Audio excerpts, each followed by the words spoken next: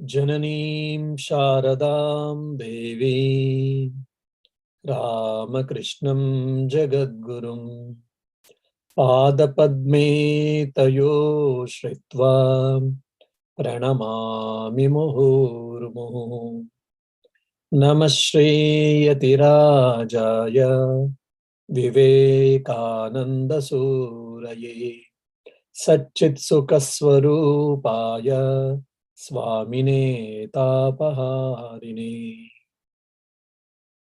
Dear devotees, we had started Drik Drishya Viveka, discrimination into the seer and the seen, which is a introductory textbook or manual of the Advaita Vedanta, that is non-dualistic philosophy. So we had seen what is Prakarana Grantha, what are the 6 topics which is generally discussed in the Prakarana Grantha, and why we have to study Prakarana Grantha before getting into any philosophical deep study. And also we had started discussing 3 types of seers. And the first verse just we had touched upon, Rupam Drishyam Lochanam Druk Tad Drishyam Druktamanasam Drishyadi Vrittaya Sakshi Drugeva Natu Drishyate. So there are 3 types of seers and 3 types of seen. So the seer and seen, what is seer and what is seen, you have to understand very clearly, because the whole text will be based on this. For an example, an object is perceived, that is called seen. And someone is perceiving, perceiver, someone is perceiving an object, which is called perceiver, and the perceiver is called here the seer. Or in other words, the seer is a knower and the seen is known. You are seeing a red rose. So red rose is seen and your eyes are the seer. The red rose is seen and your eyes, your sense organs, eyes, Chakshurindriya, are seer. And once it got a data, it received the data and it sends the data to the mind for processing. So mind is receiving the data through its sense organ called eye. So the mind is perceiving the information through the eye. When with respect to mind, mind becomes seer and the sense object, the sense organ called eyes, eye become seen. Fine, the mind has processed, but without consciousness, without the presence of consciousness, nothing will happen. All these transactions cannot happen. So, because of the witness presence, witness consciousness, all these things are happening. So, from the witness point of view, the witness is seer 3, and from the witness point of view, then the mind will become seen. So, first, a sense object was the seen, and the sense organ was the seer. Seer 1, seen 1. From the point of mind, chitta or the mind point of view, it became seer 2, and the sense organs themselves, they became seen 2. Seen 2 and seer 2. From the point of witness, consciousness, or in other words, Atman, that becomes seer 3, and with respect to Atman or the witness or Sakshi, then the mind becomes seen 3. So seer 1, seer 2, seer 3. Sense organs, seer 1, mind is seer 2, and the witness or Sakshi is seer 3. Sense objects were seen 1, then the sense organs became the seen 2, and the mind became seen 3. So is there seer 4 then? No. The witness is the seer 3. Beyond the witness, there is no more seer. The witness is always the seer. Whereas with the mind and sense objects, they can become seer and seen, but sense objects are always seen, and the witness or the Sakshi or the Chaitanya is always the seer. It is never the seen.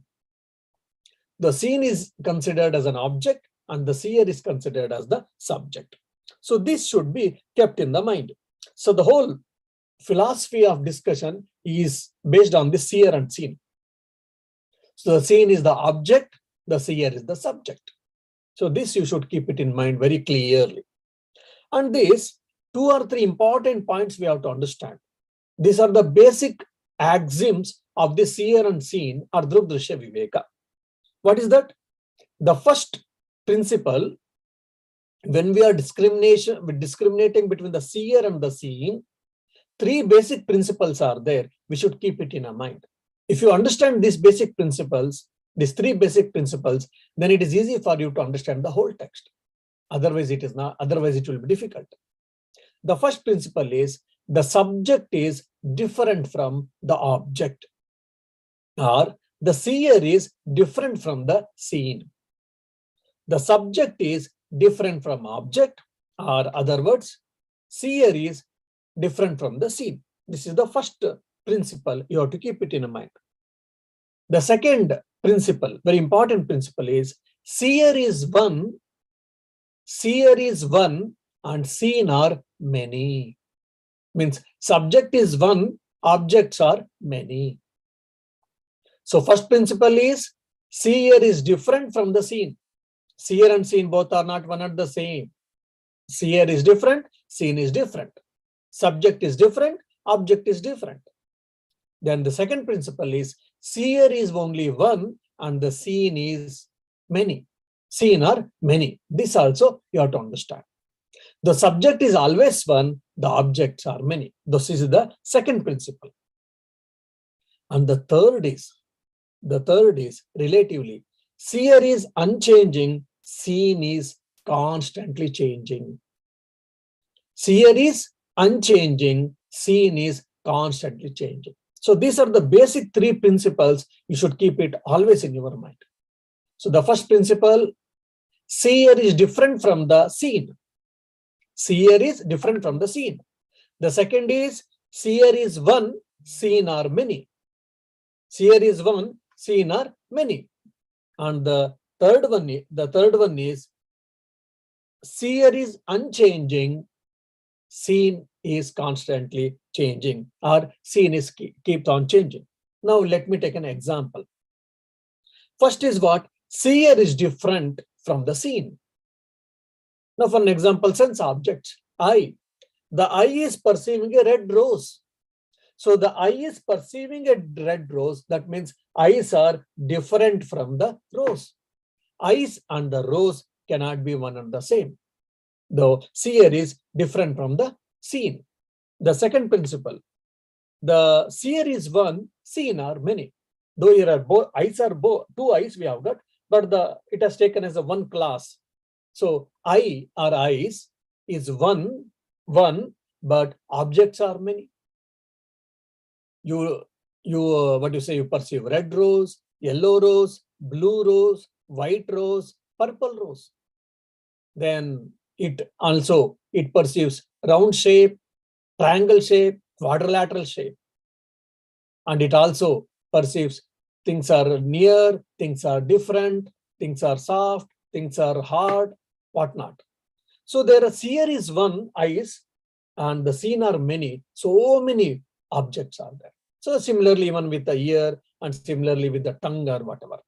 Tongue is only one sense organ, but it has got different tastes. Pungent, hot, spicy ones, or soft, sweet, or bitter. So many different type of objects which has got different type of taste. So seer is one, seen are many. The third is seer is unchanging, seen keeps on changing. For an example, jasmine or rose. Today you saw a rose bud, beautiful. You wanted to probably pluck, but your mother didn't allow or someone didn't allow. Then after 2 or 3 days or after a week, you see the bud has been blossomed into flower, beautiful flower, rose flower. After 2-3 days, petals start falling. Means almost in a week or 10 days, a small rose bud, it slowly it became big and it blossomed into rose flower, and in 10 days, even the petals also fell away. But in 10 days, do you think that there is any significant change in the eyes, your sense organs? Of course, in 5-10 years, there can be significant change. When you were small and when you go to adult, there can be the size of the eye will be probably has grown.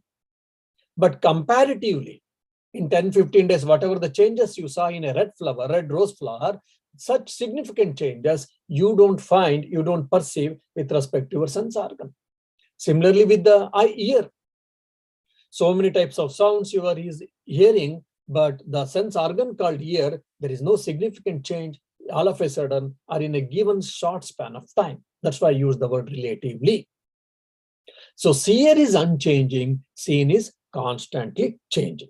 So that has to be kept in the mind.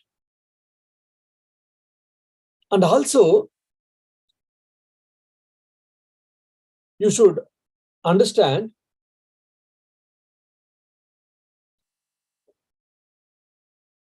and also before going to the, probably I will give 1 or 2 technical points. If you start reading verse or studying verse, 2 or 3 questions should come to your mind always. You should raise these questions. What is that? What the verse is saying? What is the meaning of the verse? What is the overall meaning? Or what is the running meaning of the verse, shloka, should be questioned or should be understood for all of us. This is a study technique. The second is, so what what the author is trying to explain, what the author is trying to tell. So we should understand it a bit deeply, clearly. So have we understood clearly, precisely, at least at the given point of time? After 2, 3, 5 times if you read, then probably your understanding becomes better and it gets deepened. That's fine. But at the given point of time, have you understood the shloka clearly? The third is it a fact or real for you? Is it a fact or real for you? So these are the 3 questions should be kept in your mind while you're studying the shlokas. Yes. So now the first shloka I already previous time I told, it is called Pratigna shloka or Sangna shloka. That means what? It is very Sankshepa shloka. It is very important shloka based on which or the whole philosophy of the book has been told in this particular shloka, or the main important points are covered in a shloka. Such shloka is called Sankshepa shloka or Pratigna shloka. So this is the first is the Sankshepa shloka or Pratigna shloka. How the intellectual understanding has been improved, or how the Advaita Vedanta makes us to understand the truth, it is a beautiful phenomena basically. That if you understand, then you will be able to understand why they are doing all this why they are making us to do intellectual gymnastics. Say for an example, you are sitting yourself and one more Pandit, both of you went and sitting on the bank of the ocean shore, on the shore of the ocean. So there are so beautiful waves and everyone is enjoying. You and your friend also went and you also wanted to enjoy, and your friend, Pandit friend, you called him, come, let us go and play in the water and let us enjoy. Then he said, my dear, I'm not interested. If you don't mind, I will sit on the shore itself. Please go and enjoy. Then I said, okay, you are a philosopher. What can I say? Okay, my dear, you'll miss the fun, saying that you left him and you went and you started playing in the water. You went inside the ocean and you started playing in the water. And sometimes small waves, nice. There are medium-sized waves, fine. Sometimes waves are big, and so you might have a little frightened. You might ran back, and once or twice you got drenched nicely. Then you got fearlessness or confidence that even little comparatively bigger waves, even if they come, how you can dive in that or how you can play with that, you learned. And you started playing and you started enjoying. Even probably some of the new friends also you got there while playing with the water. You all enjoyed.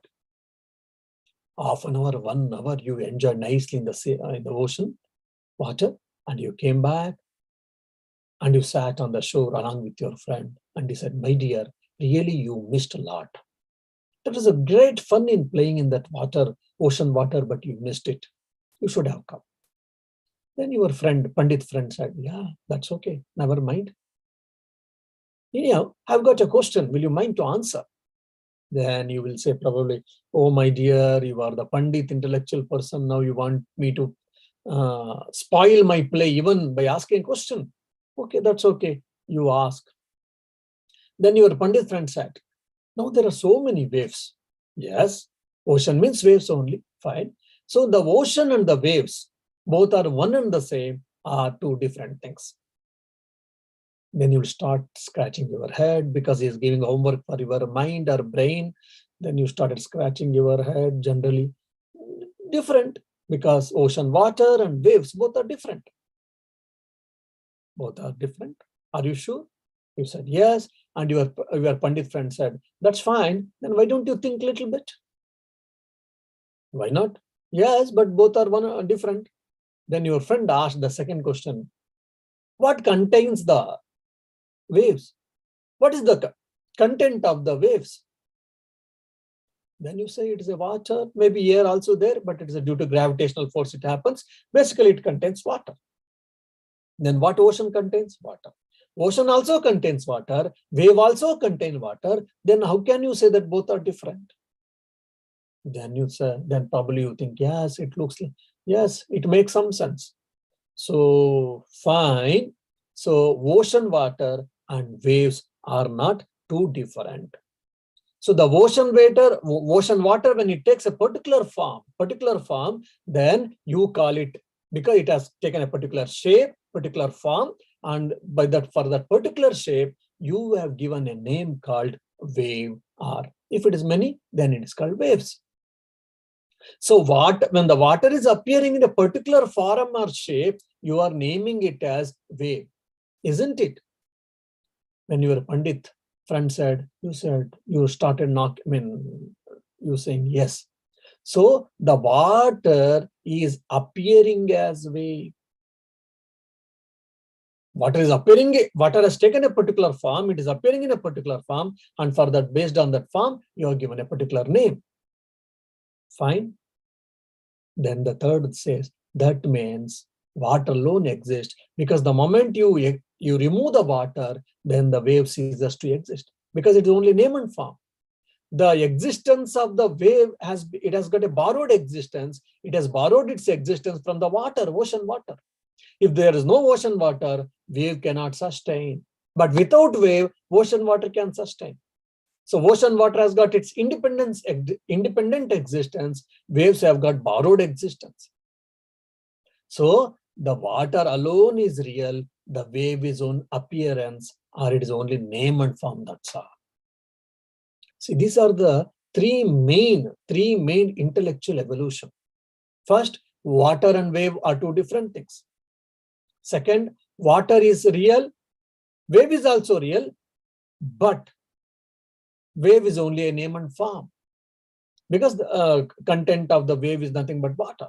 Then the third, ocean alone is real. Wave isn't just an appearance. It is only appearance. That is what.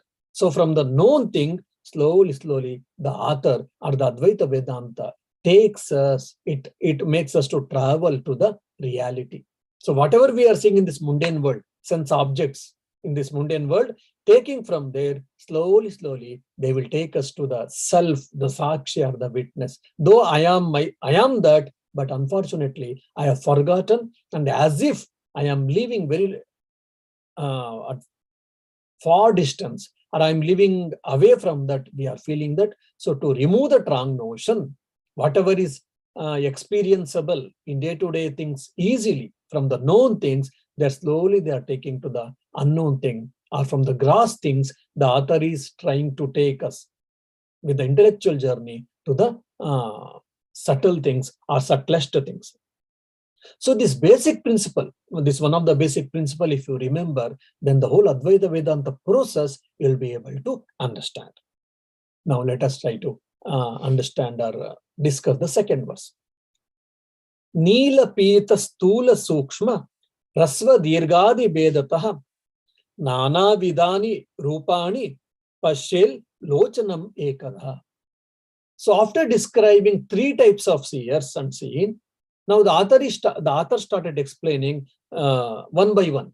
In the second sloka, he explains what is the seer one and the seen one. On account of various forms appears as blue, yellow, grass, subtle, short, long, etc. The eye, on the other hand, sees them itself, one and the same. So the eyes both are together clubbed, as taken as a one group, one, but it is perceiving so many things. And this can be extended to other sense organs also.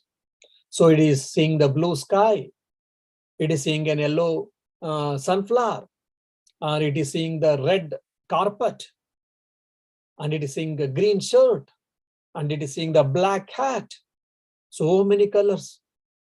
And it is also seeing grass forms, and it is also seeing some subtle forms or minute forms, small, like maybe a sharp needle, like that. There will be small dust particles. And some are very big, very huge, and some are medium sized, some are very small, whatever. And some are short, some are long, some are tiny, some are very big. All these type of different size, different shapes, different colors, different forms, all these things are perceived by the sense organ called eye. So all these objects are called seen one. So any sense objects, sensory objects are called seen one. Respective sense organs are called seer one. So if it is, you are seeing the yellow sunflower is seen one, and your eye sense organs are seer one. So similarly, you are perceiving a big stone. So big stone, the stone is seen one, and your eyes are the seer one. With respect to music, with respect to taste, food and delicacies, with respect to music, everything continue. Everything holds good, same principle. So here, if you see again, seen. The first principle is what? Seer and seen are two different things. So your eyes are seer, and the sunflower is seen. It is different.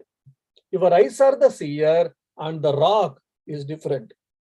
Your ears are perceiving the music, beautiful. Maybe Khandana Bhavabandhana is a prayer time. So Khandana Bhavabandhana music, your ears are hearing. So your ears are different from the Khandana Bhavabandhana music. And you are tasting the food, probably puliogre. Your tongue, the sense organ tongue is tasting puliogre, and puliogre is different from the, sense organ that is called tongue. The seer and the seen are different. First principle. Second principle, if you remember, seer is one, seen are many. So seer is one, seen are many. You can see. So you are tasting puliogre, you are tasting probably jalebi, you are having a cup of coffee, and suddenly you felt thirsty and you had a cup, you also took little water. So your tongue is tasting different type of food, which has got different type of taste and all, but there's only one sense organ called taste, tongue, but it is tasting different types of food or different delicacies. So the seer is one and seen are many. And when you are tasting the food or whatever, it is continuously changing, because there are varieties of food you are continuously taking. And today puliogre was fresh, tomorrow okay, day after tomorrow there will be stale smell. But your tongue, it is not so. After 5, 10 days, 1 month or 3 months, it is not so. So the seer is constant, comparatively, relatively. The seen is continuously changing. So this holds good here also.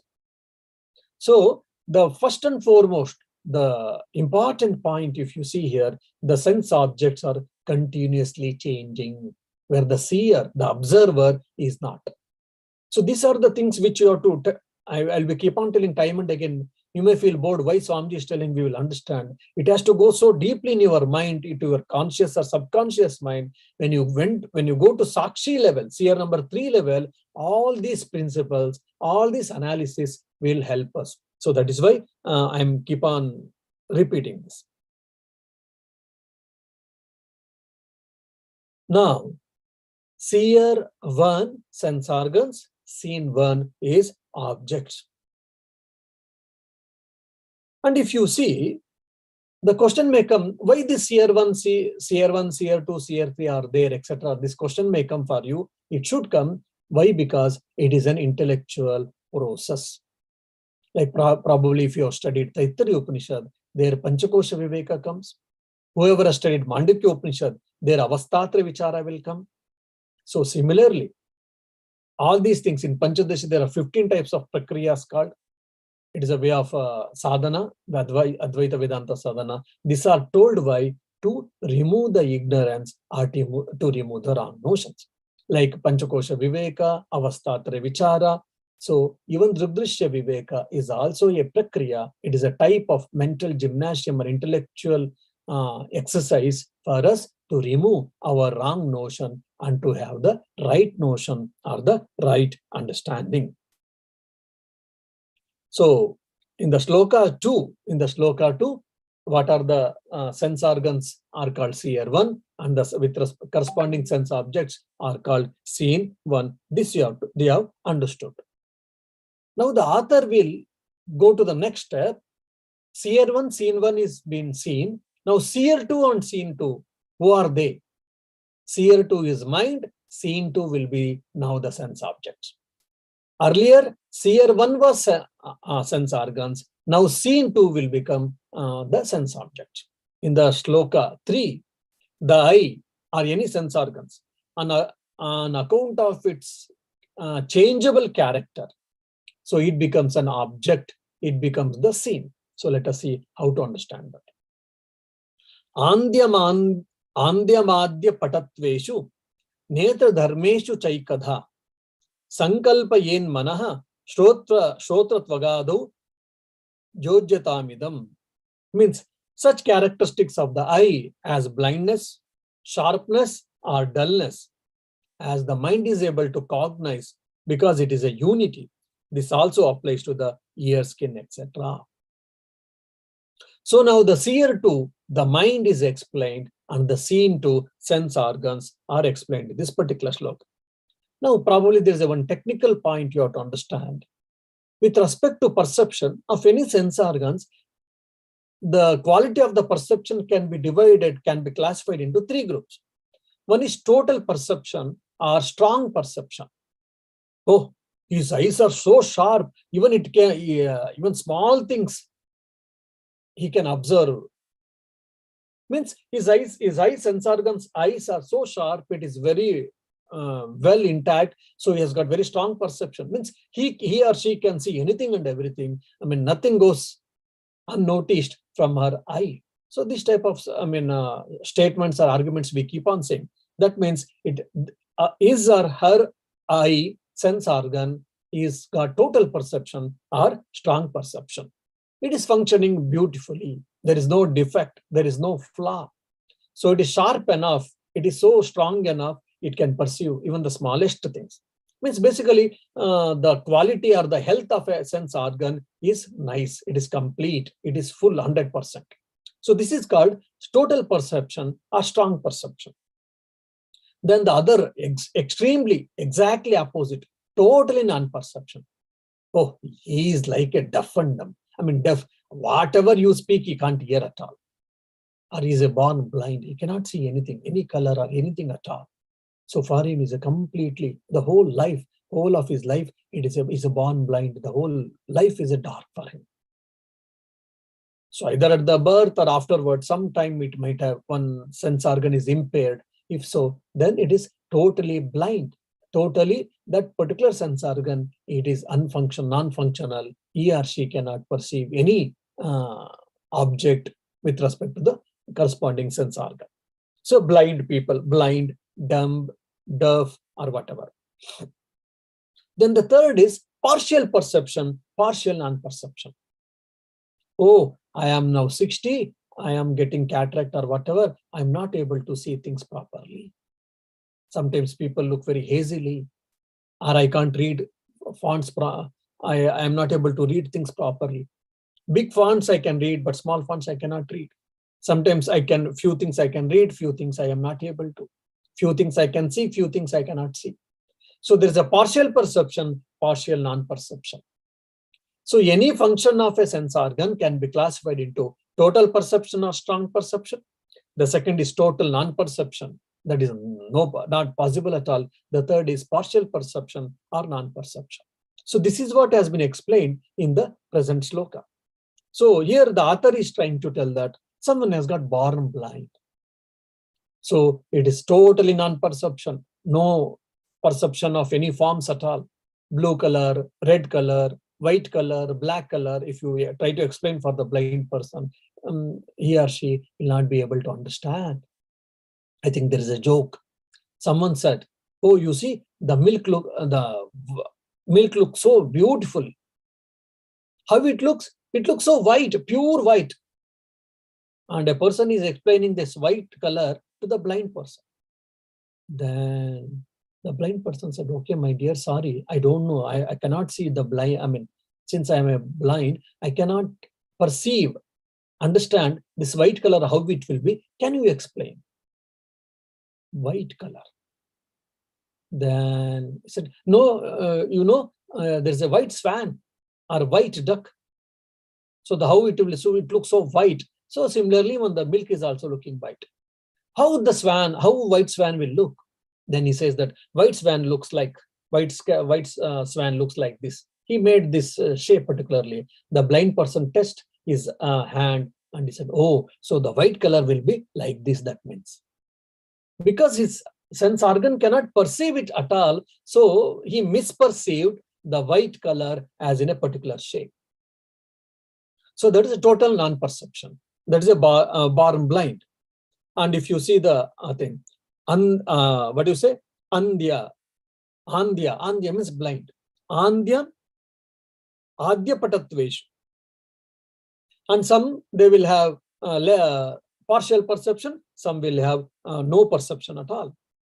But the mind is only one. It is able to perceive it is able to understand total non-perception. It is able to understand total perception. It is able to understand partial perception, partial non-perception. Similarly with the ear, someone because is a dumb, he cannot hear anything at all. Such a beautiful music, when you say, since he cannot hear anything, he doesn't understand. Even you say beautiful music or ugly music or a good music or someone is shouting or screaming, I may telling something, but the person who cannot hear completely, then he can't hear, but he's aware of that he cannot hear. Total non-perception. Someone has got a complete perception, total perception, a strong perception. Oh, his eyes are so sharp. Even small sound also can hear. I think Sri Ramakrishna says that God can hear the sound of the ant. When the ants are moving, even the God can hear the sound of the movement of the ant. It means he has got total perception, say for example. And someone has got a partial perception because of the advancement of age or because of some problem in the ear. They can hear some sound, little, if someone is talking near to him in maybe 5-10 meters, fine. After, if beyond that reach, if someone is talking, even they are shouting, he or she cannot hear. So partial perception, partial non-perception. But if all these three things are happening with me only, say for an example, when I was young, my ear sense organ was nicely working, so I had a strong perception. I was aware of it. Then after some time, because of some accident, I met with an accident, then I had a partial perception and partial non-perception. Then I'm able to hear few things and I'm not able to hear few things. I'm aware of this also. In due course of time, because of that accident, I met with an accident. In due course of time, slowly, my hearing capacity, I lost completely, and now total non-perception. So I, as a mind was conscious, mind was aware of total perception, mind was aware of partial perception, mind is aware of total non-perception also. The mind is one ear, but the ear, though sense organ ear is one, but the functional aspect from the nature of the functional aspect, there are three things. So again, there is a change. There is a change in the sense organ also. Now again, these three principles you have to bring into thing. So what is that? The seer and the seen are different. So the mind is The mind is the seer here, the mind is the seer too, and the seen too is the sense organ, maybe eye or ear. So the mind is different from the eyes, and the mind is different from ear or ears also. First principle. Second principle, what? Things are, the seer is one and seen are many.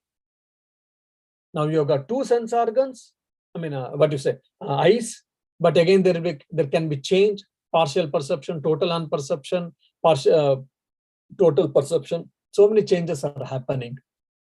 And the seer is constant and seen is continuously changing. Compared to the other things, the eyesight, every 5-10 years, there can be change. When we are 40 or 50, whatever the eyesight we had, when we go to 60 or 70, our eyesight in generally, there will be change. So it is change, the seer is constant and the seen is changing. The three principles you should remember. Then you'll be able to understand. The seer is different from the seen. Mind is different from sense organs. The seer is one, mind, seen are many. Someone has got total perception, someone has got non-perception totally, and someone has got partial perception, partial non-perception. And the seer, the mind is constant, and the seen, the sense organs are continuously changing. Means a lot of modifications are happening according to the age and other things. So the mind is the knower and the sense organs are the known here. So you have to understand that. Now, the next question will come. Seer 2, seer 1, seen 1 we saw. Seen 1 is sense objects and seen 2, seer 1 is sense organs. And in the third sloka, we came to know seer 2 is what? Mind, and seen 2 are sense organs. Now, in the fourth sloka, the author tells that seer 3 is what? Sakshi, Chaitanya, witness, Atman. It is Atman only. They are using the word here, Sakshi. And the seen 3 is mind. So what it is, let us try to understand. Because mind also keeps on changing. Chanchalam Yamana Krishna. Mind is continuously changing, hundreds of thoughts, we know that. So, but whereas someone is perceiving all these changes, isn't it? That means the perceiver should be different from the mind. So what it is, in the fourth sloka, the author is trying to tell.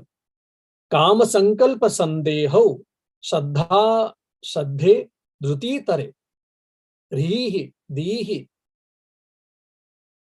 iti evam adin bhasyatyekada chidihi. Say for an example,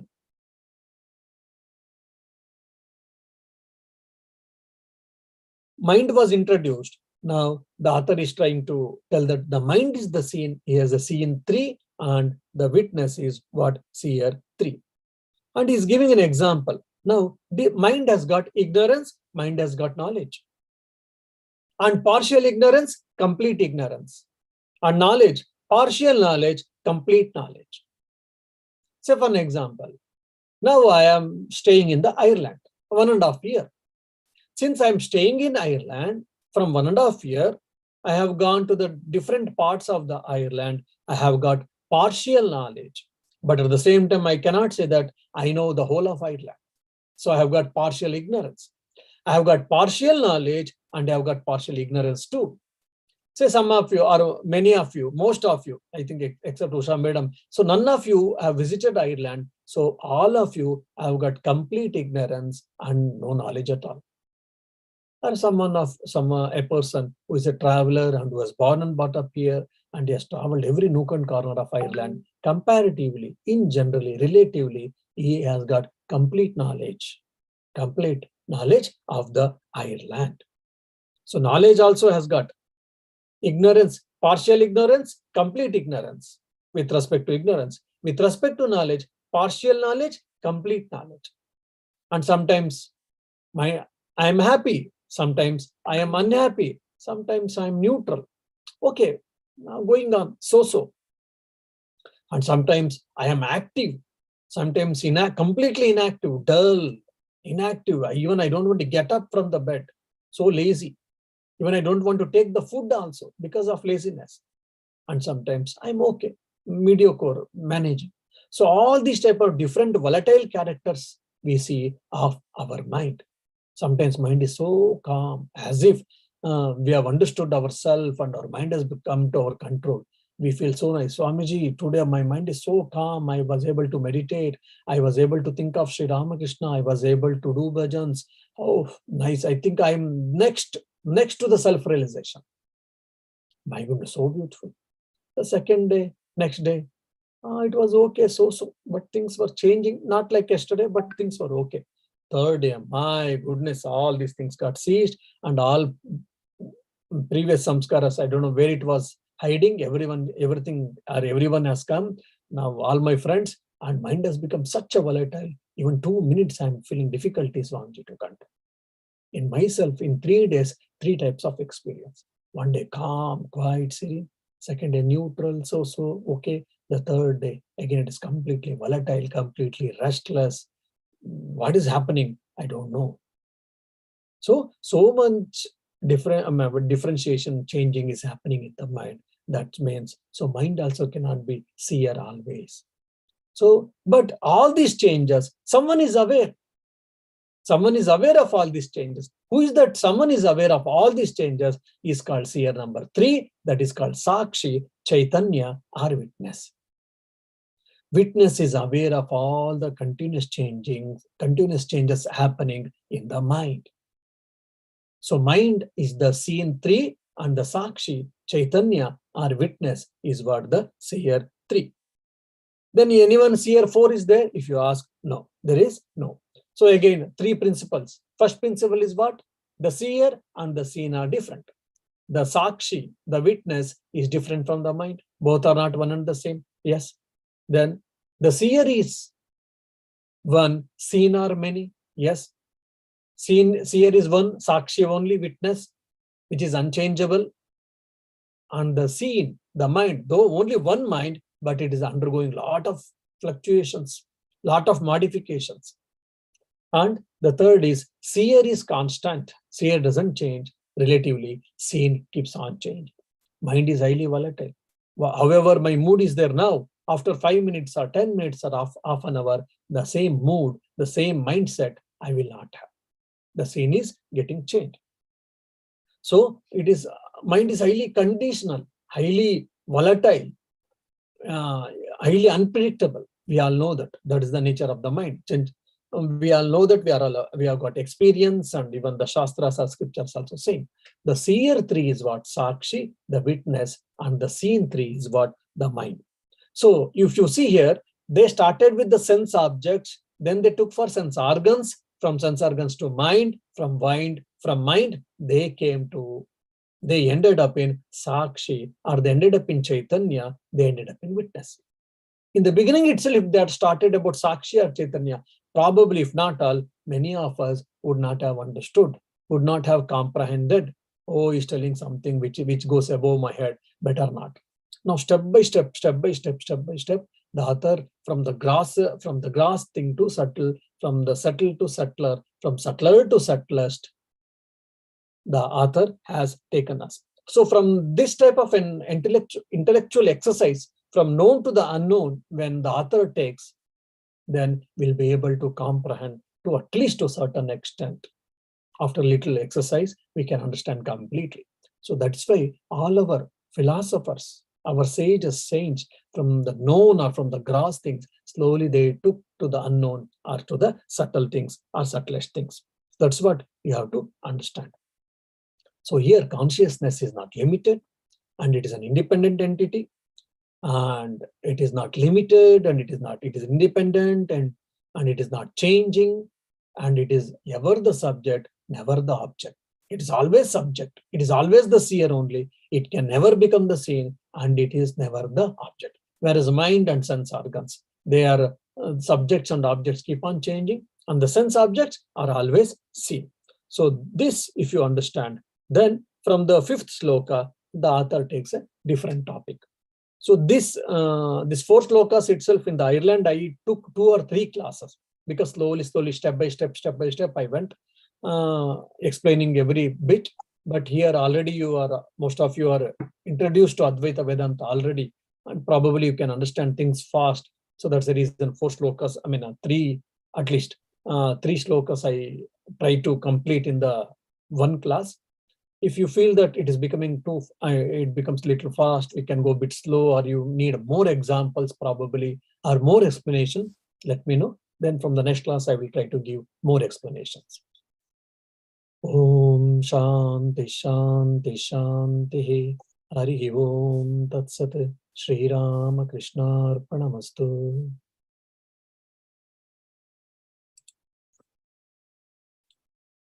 Swamiji, I have a quick question. I understand everything, the logic behind it. It is illogical.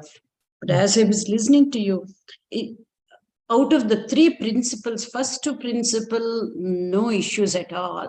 The third principle, I know it is relatively, comparatively unchanging. That is where I have a problem, especially the mind and the sense organs. When compared to the sense organs, the mind is the one that changes so much more. I have a problem as a scientist also, and even otherwise, because as you rightly said, mind is like mercantile change. The thoughts change much faster than our sense organs. This is where I see the logic being a little bit weak. I don't know how to reconcile this. No, you are right. You are right. That particular, with this particular point, with the mind and sense organs, when it comparatively, the third logic won't holds good completely. It is in a vague form, yes. Yeah, and even with the first itself, the sense organs and the objects. If we take the objects like flower, it is very well understood. If we are watching a mountain, that will never change, but the eyes would change. And then, so even that, just there, the logic is just a little bit weak. I still don't know how to reconcile that. Yes. So when it comes to probably a mountain or a hillock or such type, or even for an example, house. Yeah, exactly. We are living in a house, probably 50 years or 80 years or 100 years built house, or even 10 years built house, say. In 10 years, probably there might not have a significant change, except the paint has become dull, except that, or maybe some here and there, some cracks. If it is not well proofed, well water proofed, then it may get. Otherwise, there will not be significant change.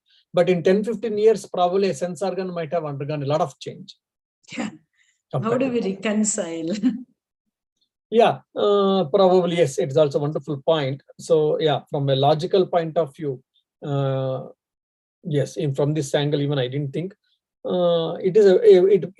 it becomes probably this particular principle or argument becomes a bit vague, weak actually, weak only. So, but only probably I can say that the intention is what. Yeah. The intention is to make us understand the differences between seer and seen. Yeah. Of course, no doubt about that.